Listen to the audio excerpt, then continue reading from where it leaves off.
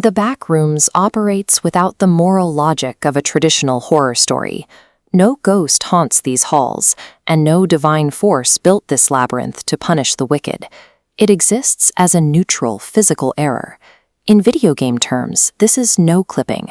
The moment a character slips through a crack in the world's geometry and lands outside the playable map.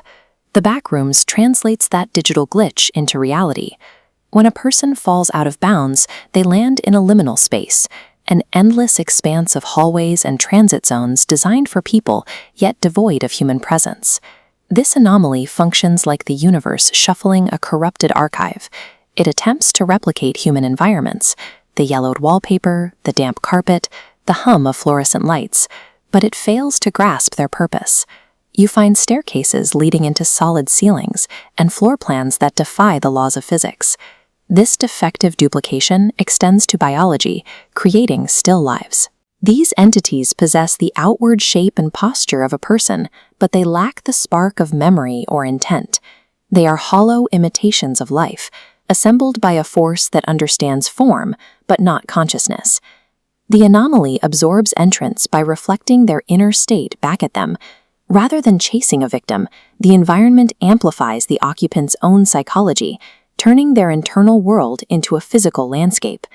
Survival depends on how a person navigates that reflection. The difference between being consumed and staying alive becomes clear when we compare the two distinct paths taken by Clark and Mary. Clark enters the anomaly through the basement of his failing furniture store. The location is a symbolic match. A showroom is already an artificial simulation of a home, a space filled with beds no one sleeps in and tables where no one eats. It is the perfect threshold for a world built on empty copies.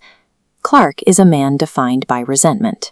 He once dreamed of being an architect who designed meaningful spaces, but he ended up selling cheap sofas in a business he hates. He views his life as a series of betrayals by his ex-wife and a world that failed to recognize his talent. To Clark, the Backrooms is a sanctuary. In these yellow halls, he is no longer a failed salesman, he is a discoverer.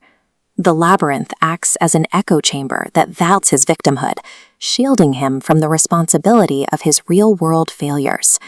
This self-deception eventually takes a physical form, Pirate Clark. This creature is a monstrous version of the cheap mascot Clark used for his television commercials. It is the physical manifestation of his own humiliation and the persona he adopted to hide his shame. At the climax of his journey, Clark chooses to embrace this creature. He mistakes surrender for peace, accepting the monstrous version of his identity because it allows him to stop fighting his own flaws. In that moment of acceptance, Pirate Clark devours him. The anomaly functions as a container for Clark's toxicity. It allowed his illusions to flourish until they became substantial enough to destroy him.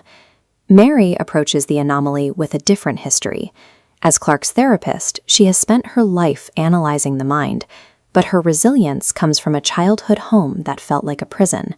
She grew up navigating her mother's mental illness within a confined space, learning early on how to survive a logic she couldn't control. She carries a jagged fragment of cement from her childhood home. This rock is a physical anchor to her past. While Clark uses his history as a shield to hide behind, Mary holds hers as a tool, a constant reminder of the wounds she has already survived. When she finds Clark in the labyrinth, he tries to force her into his narrative, demanding she play the role of the validating therapist. Mary refuses. She speaks the truth of his situation, dismantling the fantasy he tried to build around himself. When the monster begins its hunt, Mary grips the cement fragment and uses it as a weapon. She does not try to forget her trauma or live inside it. She applies it to the present moment to defend her life. Mary escapes because she uses her memory as a source of resistance. By refusing to let the anomaly dictate her identity, she breaks the cycle of reflection that killed Clark.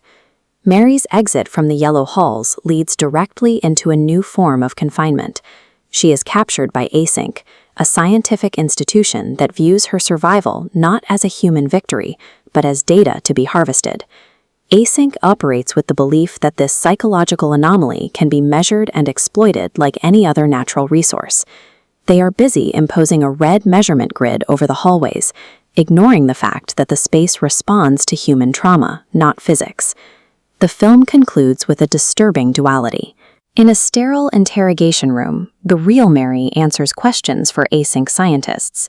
Meanwhile, in the backrooms, a distorted duplicate of Mary wanders, trapped in the yellow light. This duality makes verification impossible. If the anomaly mirrors perfectly, Async cannot tell if they are questioning the original human or an advanced imitation. The Backrooms functions as a permanent record.